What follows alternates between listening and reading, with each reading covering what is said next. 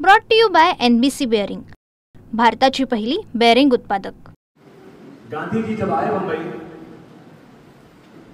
तो मुसलमानों ने खिलाफत हाउस में ले गए मुसलमान, बम्बई के मेमन, बम्बई के मुसलमान, और उन्होंने सबसे पहले गांधी जी को जितना पैसा बैंक में था खिलाफत हाउस में गांधी जी को दिया कि अंग्रेजों से लड़ाई लड़ी, अंग्रेजों को भगाना है यहां से। लेकिन अफसोस है मुझे कि जिस दिन हम जीत गए लड़ाई और भारतवर्ष आजाद हुआ, हम हिंदू मुसलमान साथ साथ थे, लेकिन अंग्रेजों ने एक ऐसी चाल चली कि देश को दो टुकड़े कर दिया। मैंने कहा था उस दिन, गांधी जी मैं आपका बड़ा सम्मान करता हूं, बड़ी इज्जत करता हूं, आपका जो है स्टेटस बहुत बड़ा है, लेकिन अगर आप आजादी की लड़ाई के बाद जो हिंदुस्तान पाकिस्तान को बंटवारे का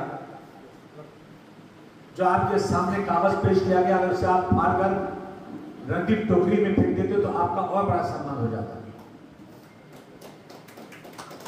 सबसे बड़ा दुख है ये, सबसे बड़ा दुख है ये कि इस देश को दो टुकड़े में बांटा गया और जो हिंदू और मुसलमान एक साथ कंधे से कंधा मिलाकर लड़ाई लड़ रहे थे, एक दूसरे के दुश्मन बन गए। यहां से हिंदू भाई पाकिस्तान से हिंदू भाई इंडिया आने लग गया, इंडिया से मुसलमान पाकिस्तान जाने लग गया। कितनी लाशें गिरी, लेकिन दिल्ली की जामा मस्जिद की सीढ़ियों से मौलाना अब्दुल कलाम आजाद साहब ने चिल्ला चिल्ला कर कहा, ऐ मुसलमानों इस मुल्क को छोड़कर मत जाओ। और वही मौलाना अब्दुल कलाम आजाद उन्होंने कहा कि अगर पाकिस्तान बनेगा तो मेरी लाश पर बनेगा, लेकिन नहीं सुनेंगे। उन्होंने कहा इस देश में वो लोग, मुझे किसी का डर नहीं है, वो लोग जो अंग्रेजों को तलवे चाट रहे थे वो आज सत्ता में बैठ गए और सुबह से शाम, शाम से रात तक सिर्फ और सिर्फ मुसलमानों को बदनाम करने का काम कर रहे हैं। अभी कोकल से एक खबर आई मुझे, इन्होंने लाया था, नदीम ने, कहां की बात की है नदीम, जो फूल बेचता था आदमी सावंतवाड़ी, एक मुसलमान फूल बेचता था, उसको मारा, बोले तू फूल में थूक कर बेचता है। बोले ऐसा तो नहीं करता, बोले तू आज के बाद फूल बेचेगा नहीं। उसने फूल बेचना बंद कर दिया डर के मारे, और फिर दोबारा थोड़े दिन के बाद उसने कुछ खिलौने लेके बेचना शुरू किया। बोला तू खिलौने में नहीं बेच सकता। वो तंग आकर के मैं अपने बाल बच्चों को क्या खिलाऊं, कैसे पालूं, किसी सावंतवाड़ी में, और उसने लिख करके 5 लोगों का नाम सुसाइड कर लिया उसने। तो कहा भाइयों को तो मालूम होगा ये बात, निसार साहब आपको तो मालूम होगी ये बात कि नहीं मालूम? मालूम है। क्या कार्रवाई हुई? कोई कार्रवाई नहीं। और एक 4 फुट का है, दिमाग खराब ज्यादा है उसका, और उसने संविधान की कसम खाया था जब आमदार बना था, जब मंत्री बना फिर संविधान की कसम खाया। कितना बाजुओं में ताकत हो गई उसके, वो ललकार के कहता है मस्जिद में घुस के मुसलमानों को मारूंगा। सरकार कुछ जवाब देने को तैयार नहीं, सरकार कोई कार्रवाई करने को तैयार नहीं। ये देश में नफरत फैलाई जा रही है। गाय और बैल के नाम पर कितने लोग मार दिए गए देश में, नफरत का माहौल पैदा हो रहा है। तो मेरे जैसे आदमी का कर्तव्य है कि मैं अपनी मोहब्बत के पैगाम को बढ़ाऊंगा, चाहे कुछ भी हो जाए। मैं 30 साल से राजनीति कर रहा हूं, 4 बार MLA बनकर आया, 1 बार MP बना। लेकिन दोस्तों मेरा पैगाम मोहब्बत है, मैं कभी नफरत की बात नहीं करूंगा। कहते हैं माली से अदावत है, माली से अदावत है पर शजाए चमन हूं मैं, सरकार का दुश्मन हूं पर वफादारी वतन हूं मैं। सरकार का दुश्मन हूं पर वफादारी वतन हूं मैं। माली कभी रुतबे में चमन हो नहीं सकता, सरकार का मतलब तो वतन हो नहीं सकता। माली को बदलेंगे तो चमन फिर भी रहेगा, और इस सरकार को बदलेंगे तो वतन फिर भी रहेगा। आज सरकार के खिलाफ बोलना, ये कहते हैं देश के खिलाफ बोलना, ये देशद्रोह हो गया। ये कौन सा देशद्रोह है?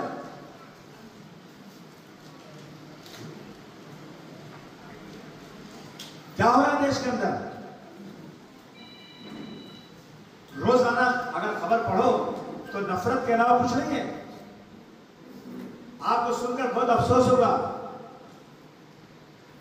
कि मुंबई में ट्रेन ब्लास्ट हुआ था, सीरियल ब्लास्ट, 187 लोग मारे गए। 187 लोगों को ट्रेन में आरडीएक्स में जाने क्या क्या रखे उनको मार दिया गया। चिल्लाते रहे हम लोग कि जल्दी से पकड़ो उन आतंकवादियों को और पूरे मैदान में फांसी दो। कई महीने तक पकड़ा नहीं इन लोगों ने। बहुत चिल्ले, आपने कितने आंदोलन किए। तो एक दिन मिस्टर राव जो थे यहाँ पे डीआईजी और एटीएस के चीफ ने कहा कि अरे हम कामयाब हो गए, हम कामयाब हो गए, हमको सब मिल गए। अरे भाइयों, चिपळूण के दोस्तों, मेरे भाइयों, इन लोगों ने ऐसे लोगों को पकड़ा जिन बेचारों को दूर दूर तक मालूम नहीं है ब्लास्ट क्या होता है। 187 लोगों को मारने में 8 लोग पकड़े, 12 लोग पकड़े गए। मगर मैं चैलेंज के साथ कहता हूं, सरकार के सामने कहता हूं कि 12 लोगों में किसी को पता ही नहीं कहां क्या हुआ। निचली अदालत ने फांसी की सजा दिया। एक आदमी को छोड़ा, 11 को फांसी की सजा, और इन सबको फांसी के बैरिक में डाल दिया, काली कोठरी में। 19 साल के बाद हाई कोर्ट ने कहा कि इनकी कोई गलती, ये जबरदस्ती पुलिस ने इनको गिरफ्तार करके डाला और इनको रिहा करो। रिहा हो गए वो लोग।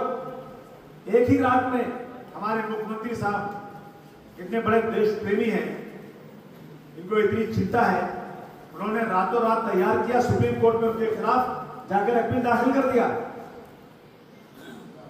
लेकिन उसी के सामने मालेगांव में जो ब्लास्ट हुआ था, साध्वी प्रज्ञा सिंह पुरोहित पांडे जो पकड़े गए थे, आप सब पढ़े लिखे लोग हो, सजा दिलाने के लिए सरकारी वकील होता है, प्रोसिक्यूटर होता है। कोई आदमी जाकर के गवाह सामने, जज के सामने जो खड़ा होता है, वकील, दोनों पक्ष के वकील खड़े होते हैं।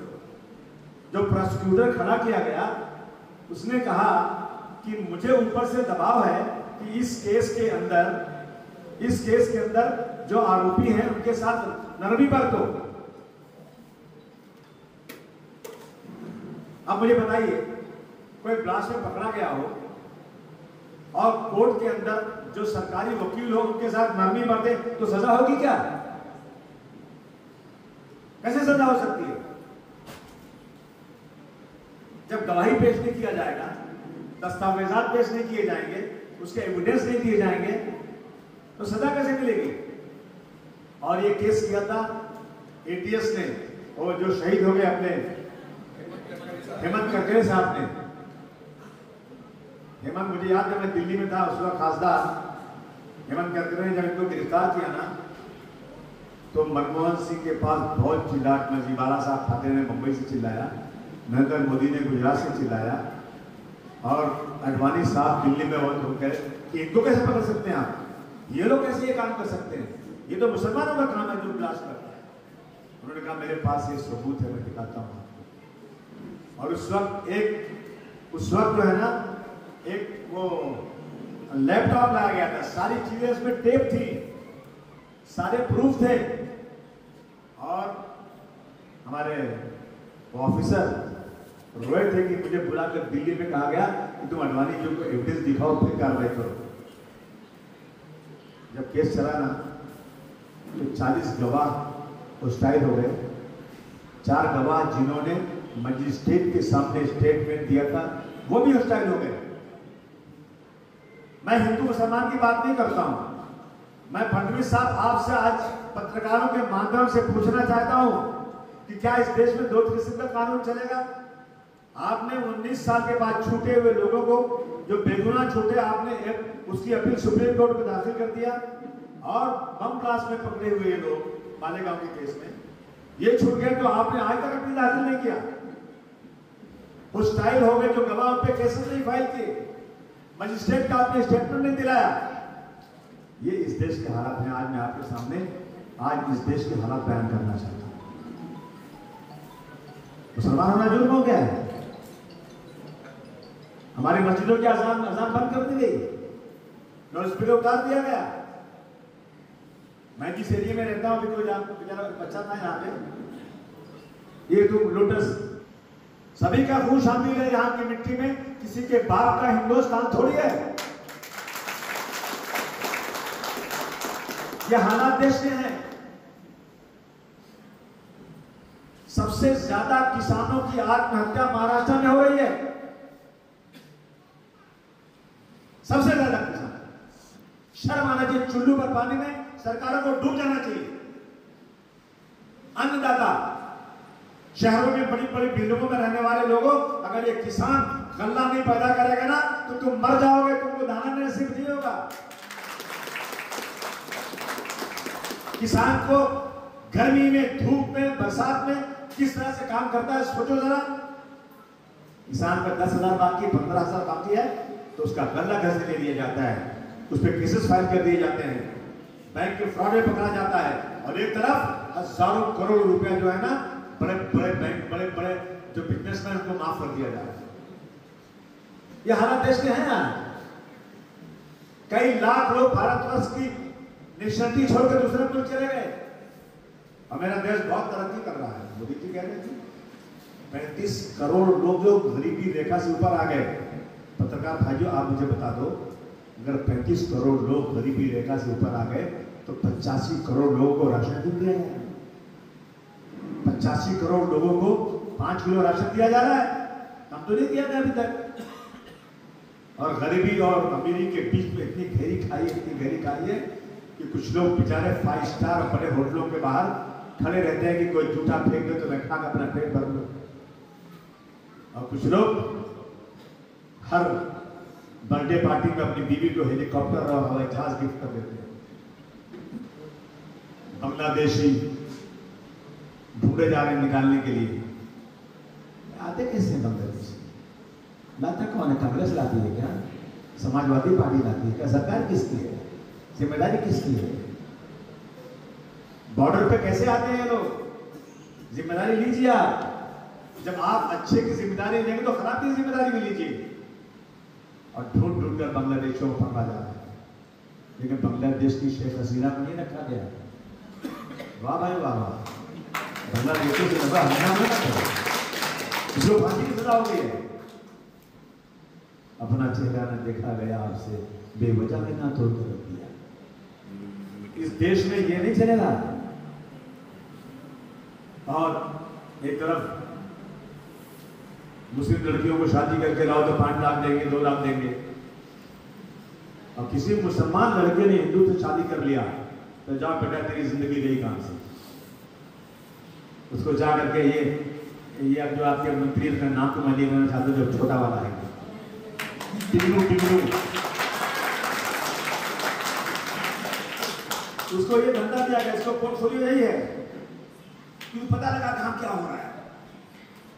कहीं पता चल गया कि किसी मुसलमान लड़के ने हिंदू से शादी किया है ना, तो जाकर हिंदू लड़कियों के परिवार को धमका करके तू बोल ये मुस्लिम लड़का ने शादी किया ना, हिंदू बोला था मुझे पहले, इसने मुस्लिम नहीं बोला था, हिंदू बोल के शादी किया।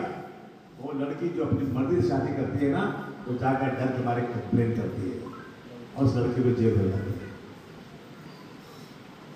एक तरफ आजादी, एक तरफ ये बहुत मुश्किल हो गया इस मुल्क में भाईचारगी को बचाना। नफरत के पुजारी आकर बैठ गए। इसलिए दोस्तों मैं आपके पास आया हूं आज। मुझे एक दिन टेलीफोन आया आदमी का, यहीं से, इसी कोकल से, 14 साल का एक लड़का मुस्लिम, एक लड़का मोटरसाइकिल पर आया, उसने पूछा कि तुम्हारा नाम क्या है? इसने मैं नाम बताया, तो इधर आओ। वो लड़का मस्जिद से निकला था और उसके बाप ने उसको तनुजा ने हाफिज कुरान शरीफ पढ़ाने के लिए तनुजा भेजा था, और वो रमजान में बेचारा यहाँ आया था, रमजान के बाद घर पे यहाँ था, तो उसको बोला तू हिंदुस्तान का साथ दे रहा है पाकिस्तान का, तू मैच में किसकी तारीफ करता है? उससे वो मैं हिंदुस्तान का तारीफ करता हूँ क्योंकि मैं हिंदुस्तानी हूँ, मुझे पाकिस्तान से क्या लेना देना? कहा नहीं, तूने बोला, तूने ये बोला कि मैं पाकिस्तान का साथ दे रहा हूँ। कहा नहीं, मैंने नहीं बोला ऐसा, मैंने तूने बोला जबरदस्ती।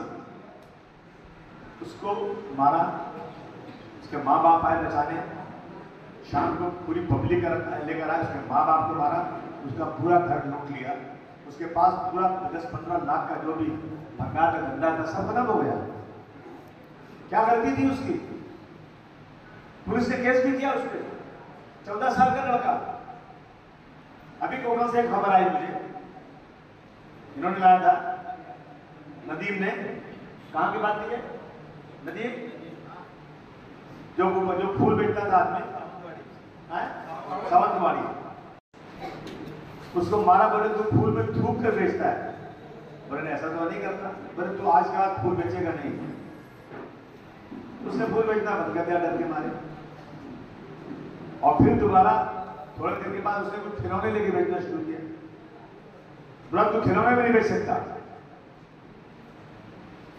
वो तंग आकर के मैं अपने बाल बच्चों को क्या खिलाऊं, कैसे पालूं, किसी सावंतवाड़ी में, और उसने लिख करके 5 लोगों का नाम सुसाइड कर लिया उसने। तो कहा भाई को तो मालूम होगा ये बात, साथ आपको तो मालूम होगी ये बात कि नहीं मालूम? मालूम है। क्या कार्रवाई हुई? कोई कार्रवाई नहीं। और एक 4 फुट का है, दिमाग खराब ज्यादा है उसका, और उसने संविधान की कसम खाया था जब आमदार बना था, जब मंत्री बना फिर संविधान की कसम खाया। कितना बाजुओं में ताकत हो गई उसके, वो ललकार के कहता है मस्जिद में घुस के मुसलमानों को मारूंगा। सरकार कुछ जवाब देने को तैयार नहीं, सरकार कोई कार्रवाई करने को तैयार नहीं। ये देश में नफरत फैलाई जा रही है। गाय और बैल के नाम पर कितने लोग मार दिए गए देश में, नफरत का माहौल पैदा हो रहा है। तो मेरे जैसे आदमी का कर्तव्य है कि मैं अपनी मोहब्बत के पैगाम को बढ़ाऊंगा, चाहे कुछ भी हो जाएगा। मैं 30 साल से राजनीति कर रहा हूं, 4 बार एमएलए बनकर आया, 1 बार एमपी बना। लेकिन दोस्तों मेरा पैगाम मोहब्बत है, मैं कभी नफरत की बात नहीं करूंगा। कहते हैं माली से अदावत है, माली से अदावत है, पर शजाए चमन हूं मैं। सरकार का दुश्मन हूं पर वफादारी वतन हूं मैं। सरकार का दुश्मन हूं पर वफादारी वतन हूं मैं। माली कभी रुतबे में चमन हो नहीं सकता, सरकार का मतलब तो वतन हो नहीं सकता। माली को बदलेंगे तो चमन फिर भी रहेगा, और इस सरकार को बदलेंगे तो वतन फिर भी रहेगा। आज सरकार के खिलाफ बोलना, ये कहते हैं देश के खिलाफ बोलना, ये देशद्रोह हो गया है। ये कौन सा देशद्रोह है?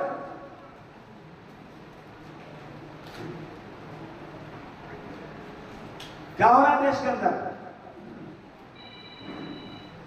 रोजाना अगर खबर पढ़ो तो नफरत के अलावा कुछ नहीं है। आपको सुनकर बहुत अफसोस होगा। Brought to you by NBC bearing, भारताची पहिली बेअरिंग उत्पादक।